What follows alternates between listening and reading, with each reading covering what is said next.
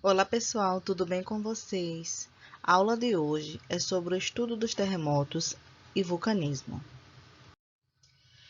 Quando estudamos os terremotos ou os abalos sísmicos, existe uma ciência específica que é chamada de sismologia, tá? E ela é a responsável em estudar os terremotos.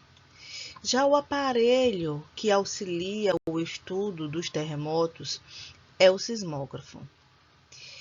Este aparelho, ele detecta, amplia e registra as vibrações da Terra gerados pelos terremotos, né?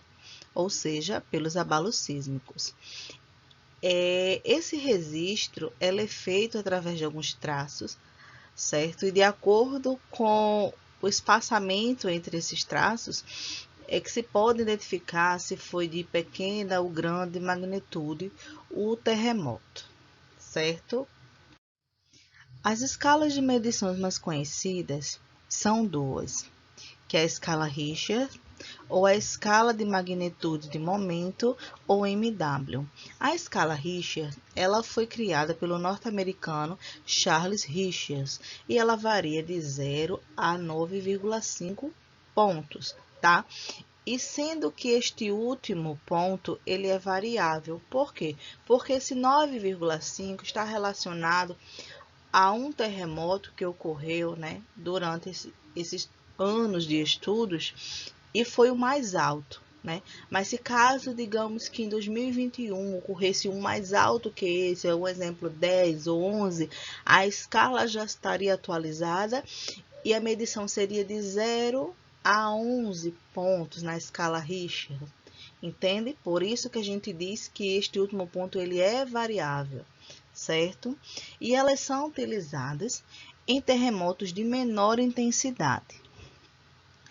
Já a escala de magnitude de momento, ela foi introduzida por Thomas Hughes e por Hiro Kanamori, e ela é muito parecida com a escala Richter.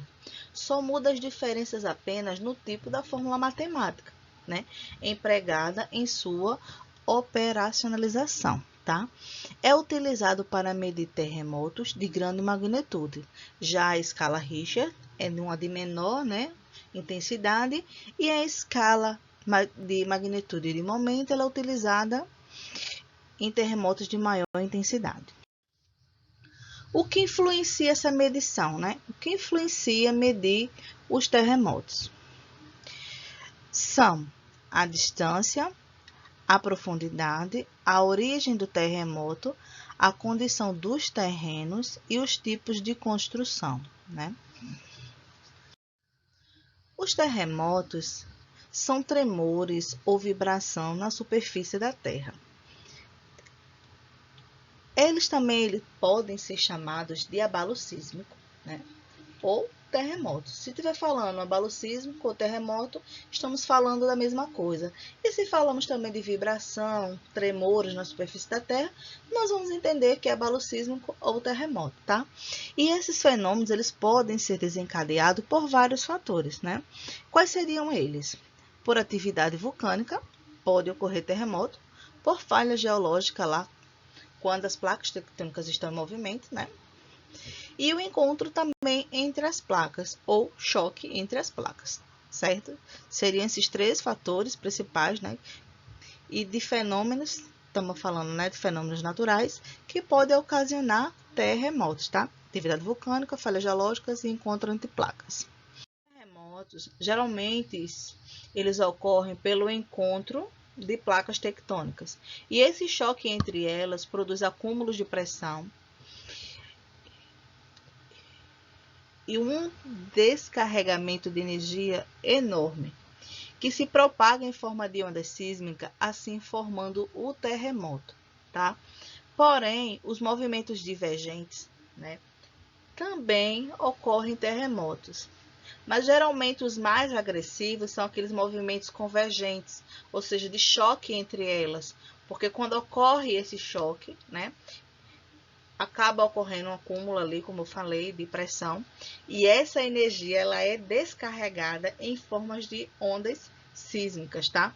Então, vocês podem observar essas duas imagens, né, do movimento divergente e do movimento convergente como exemplos que podemos sentir desses abalos, né, sísmico na construção e modelação da nossa crosta terrestre, porque sabemos que as placas tectônicas ela está ali sempre modificando, né, a nossa crosta terrestre.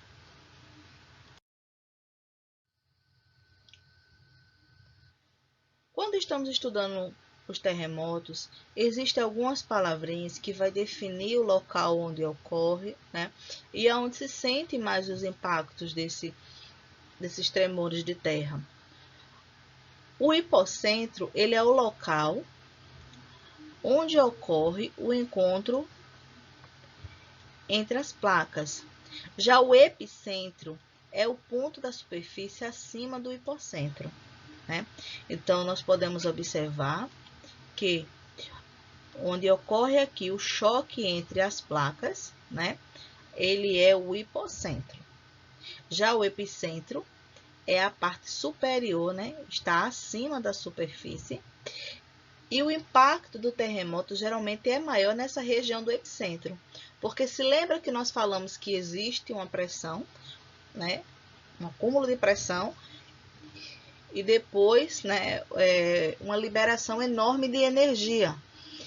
E as ondas, onde sentimos com maior impacto, é no epicentro, tá? E as ondas sísmicas, elas são as vibrações, né? Ou seja, as ondas de energia geradas pelos terremotos, né? Então, vocês podem ver que ocorre o choque, existe também, né, umas ondas, porém, onde se sente mais é na região superior, ou seja, na superfície, lá no epicentro, tá?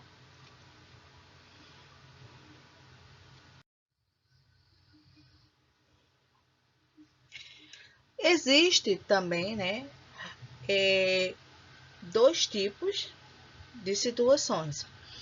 Quando ocorre esses tremores, esse choque entre placas na superfície terrestre, né, onde seja a parte ali terra, ou seja, enxuta, né, desse substrato, nós dizemos que é terremoto, tá?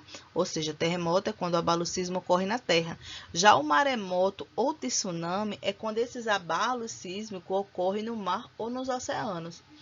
Se as placas, né, tectônicas estão sob o oceano, ali sob os mares, vai ocorrer o maremoto. Se tiver, né, esse choque entre placas, ou seja, no nosso continente, vai ser um terremoto, ok? Vulcões. Como os vulcões podem ser formados? Os vulcões são estruturas geológicas que ocorrem o fenômeno chamado vulcanismo. Já o vulcanismo, ele é um fenômeno ou atividade geológica que ocorre do interior da Terra para a superfície, ou seja, né, ocorre aqui, olha, nas camadas magmáticas, tá? Ocorre aqui nas camadas magmáticas e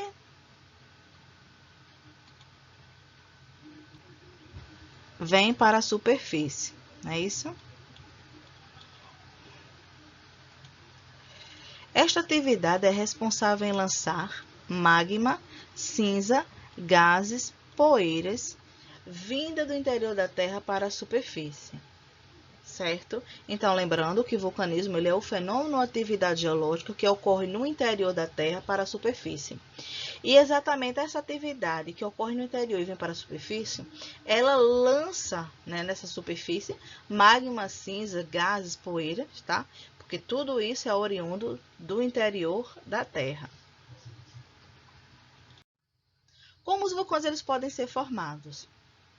Os vulcões eles podem ser formados por meio do encontro de placas tectônicas, que são blocos rígidos imensos que compõem a nossa crosta terrestre, por fissuras, que são regiões por onde houve, né, movimentos lá das placas, ou que já existiu algum vulcão naquela região, ou por pontos quentes, que são locais por onde as placas tectônicas passam e é aquecida pelo manto terrestre. Por que os vulcões entram em erupção? Nós sabemos que as atividades vulcânicas elas são resultantes do movimento das placas tectônicas, não é isso? E quando elas se afastam, elas colidem, o magma tende a subir. E dependendo dessa pressão que ocorre ali, né, o vulcão ele é destampado, ou seja, ele entra em erupção. No exemplo que nós temos aqui abaixo, nós observamos que existe uma colisão entre esta placa e essa aqui, ó, existe uma colisão entre as duas, né? E ao mesmo tempo um dobramento.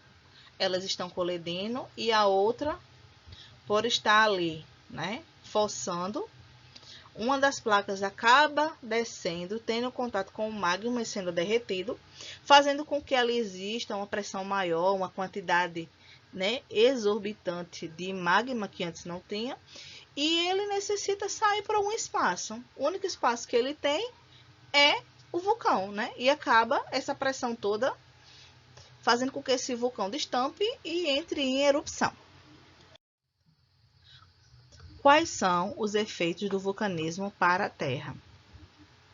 Modifica a paisagem através da modificação do relevo, cria montanhas e ilhas, tremores de terra de baixo sismo, liberam gases que podem fazer mal e aquecer o planeta, liberam cinzas que podem prejudicar pessoas que trabalham com o vento, né? No caso das viagens de aviões, porque esses ventos ele alcançam grandes distâncias e essas nuvens, né, de cinzas são levadas a quilômetros de distâncias, podem causar grandes desconfortos respiratórios. Por outro lado, essas partículas suspensas no ar, elas também podem auxiliar na diminuição da temperatura, porque a incidência, né, dos raios solares, eles não passam com tanta liberdade nessa área onde tem as cinzas vulcânicas. E os terrenos que sofrem a ação dos vulcões, eles são extremamente férteis. Por isso que essas regiões onde tem bastante atividades vulcânicas, nós podemos perceber que essas regiões, as plantas, elas nascem rapidamente, né? Aquelas regiões, as florestas, elas se adaptam, já estão adaptadas ali, mas por aquele terreno ser bastante fértil, essas plantas elas nascem mais rapidamente, tá? E entre outros efeitos que ela pode causar ao nosso planeta. Aqui tem algumas das nossas referências. A aula de hoje se encerra aqui. Eu espero que vocês tenham gostado. Um beijo para vocês e até mais. Tchau, tchau.